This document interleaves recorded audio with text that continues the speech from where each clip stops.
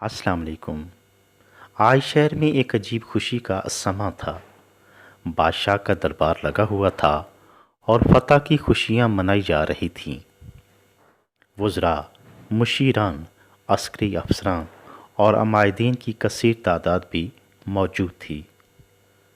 बादशाह खुशगवार मूड में था और मुख्तलिफ फ़नकार अपने फ़न का मुजाहरा करके बादशाह और हाज़रीन को महसूस कर रहे थे कि इसी असना में एक भंगी को पेश होने का मौका मिला तो एक ऐसी अजीब बात रूनुमा हुई जिसने सबको शिश्तर कर दिया। भंगी बड़ी चाहत और शौक से दरबार में दाखिल हुआ, मगर अंदर आते ही वो यकदम धड़ाम से फर्श पर गिरा और बेहोश हो गया।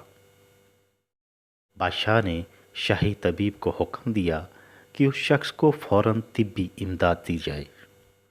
तबीब ने उसे होश में लाने की सरतोड़ कोशिश की, मगर बेसूद। भंगी बदस्तूर बेहोशी पड़ा रहा। तबीब भी बहुत परेशान हुआ कि बज़ाहिर तो कोई ऐसी बीमारी की इलामत भी नहीं, मगर होश में नहीं आ रहा। आखिर एक दाना और समझदार बूढ़ा दरबारी उठा, बेसुध पड़े भंगी के करीब आया, उसकी हालत का मुशाहिदा किया तो उसने एक गंदगी से आलूदा जूता लाने का मशवरा दिया। खिदमतगार भागा और बाहर से निजासतों गिलासत से भरा जूता लेके आया तो दाना ने कहा कि इस भंगी को ये जूता सुंघाया जाए। तबीब भी हैरान हुआ कि ये बूढ़ा क्या करना चाहता है। चूंकि तबीब पहले से ही तंग आ चुका था, लिहाजा उसने भी इजाज़त दे दी। बज़ाहिर इस बेसरोपा दिखाई देने वाले हुक्म पर बादल नखास्ता अमल दरामद किया गया और भंगी को जूता सुंघाया गया।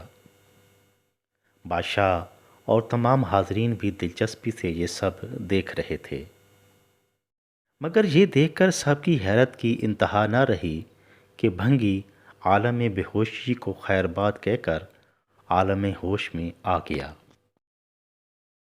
जूता सूंघते ही भंगी अंगड़ाइयाँ लेता हुआ उठ बैठा, यानी जो काम शाही हकीम की आला जड़ी बूटियों से तैयार करदे कीमती दवाएं ना कर सकीं, गिलासत से भरा जूता वो कमाल दिखा गया।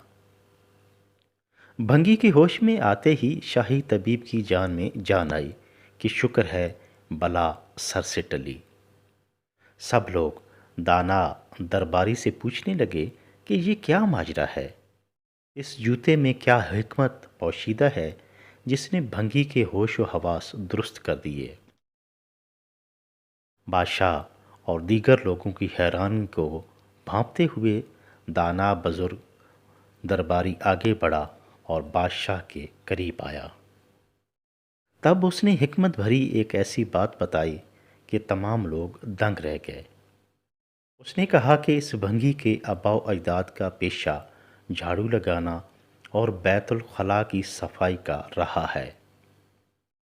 इस भंगी ने ऐसी ही बदबूदार माहौल में आंख खोली, सारी उम्र गंदगी और गलाजत की रफाकत में बसर हुई। अब यकायक इसे आलीशान शाही दरबार के मुअत्तर माहौल में दाखिल किया गया कि इन नफीस और आला खुशबुओं की इसको कभी आदत नहीं थी। चूँकि इसकी तबीयत में इस नफासत व लताफत को कबूल करने की सलाहियत ही ना थी, तो ये बेचारा बर्दाश्त ना कर सका और अपने हवास खो बैठा और बेहोश हो गया।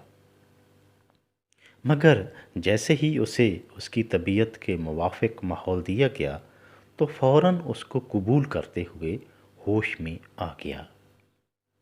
यानी जैसा माहौल वैसे तबीयत के मिस्ताक बदबूदार माहौल में परवान चढ़ने वाले भंगी की मुअत्तर पाकीज़ा माहौल में आते ही तबीयत बिगड़ गई। तमाम लोग ये हिकमत भरी बात सुनकर बहुत हैरान हुए। बादशाह आगे बढ़ा और दाना दरबारी को समझदारी की भरपूर दाद दी। सच कहते हैं کہ انسان پر ماحول کا بڑا گہرا اثر پڑتا ہے۔